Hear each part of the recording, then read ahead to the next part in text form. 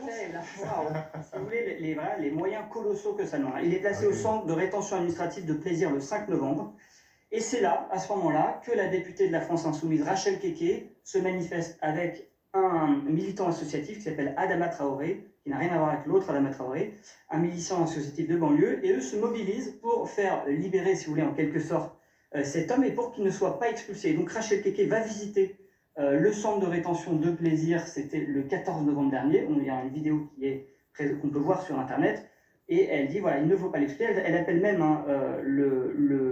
l'ambassadeur de Côte d'Ivoire pour demander à ce que son laissez-passer consulaire soit annulé. Et puis, donc, le lendemain, c'est-à-dire le 15 novembre, cet homme, il a finalement été expulsé sans test PCR. La France a réussi à s'arranger avec la Côte d'Ivoire.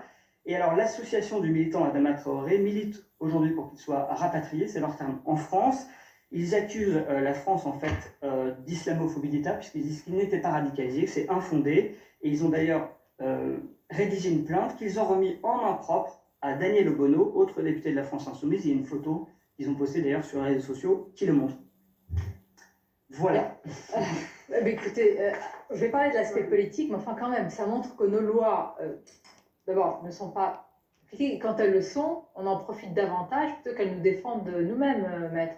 Et puis attendez, pardon aussi, le scandale aussi dans cette histoire, et j'aimerais bien que la députée en question se prononce. Non mais pardon, on apprend qu'une députée, la France Insoumise, Madame Rachel Keke, récemment élue, d'ailleurs je crois de mémoire, a essayé par l'entremise de l'ambassade de Côte d'Ivoire, c'est ça, de Côte d'Ivoire, d'empêcher l'expulsion d'une personne qui est condamnée depuis 2001 à 20 reprises et qui a fait 8 ans de prison ferme.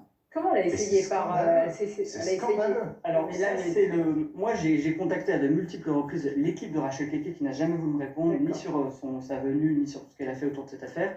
C'est Adama Traoré, le militant qui l'avait sollicité, qui m'a dit qu'elle avait appelé à plusieurs reprises l'ambassade. Et alors, ce qu'il faut savoir aussi, peut-être préciser, c'est que Rachel Keke est franco-ivoirienne et qu'elle était du coup peut-être sensible au sort de ce qu'on a pas. Il a dû l'interpeller peut-être lui-même par un courrier pour qu'elle intervienne. Non, mais au-delà de ça, elle est élue de la République et elle doit être neutre et surtout soutenir les décisions de la République. Oui, il n'y a pas de preuve de sa radicalisation, c'est ça? C'est ce qui a été mis en avant? Alors en fait, il y a des preuves de son parcours quand même assez étoffé. Alors, ce que disent les renseignements, c'est qu'en prison, il aurait côtoyé abondamment d'autres personnes au profil proche d'islamistes.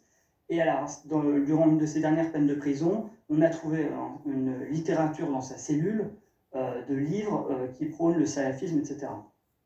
Voilà. Mais quand bien même, vu son parcours de délinquant, je veux dire, là, on pouvait supposer qu'il soit expulsé. Ça ne suffit pas, c'est là où on voit toute la difficulté. Et quand on s'interroge sur notre état de droit et la manière dont finalement cet état de droit profite davantage aux prévenus qu'aux victimes, c'est sidérant en fait cette affaire. Voir toute l'énergie qui est dépensée pour finalement obtenir l'expulsion d'un type dont on connaît maintenant le prénom, Mousse. C'est sidérant, c'est un résumé.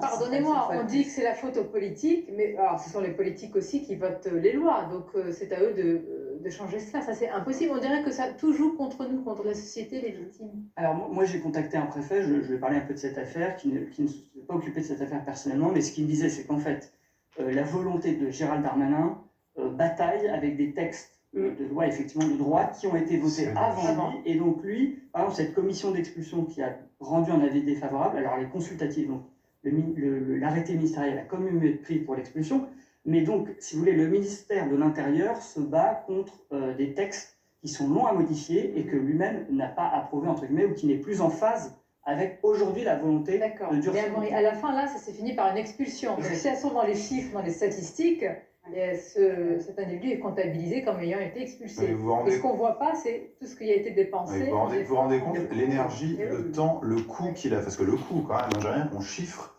parce que le centre de rétention, c'est pas gratuit. Le coût, l'énergie, le temps qu'il a fallu pour exclure quelqu'un qui a un pédigré, mais. Ah bah il a un CV dans le cadre. On met, je crois de mémoire dans votre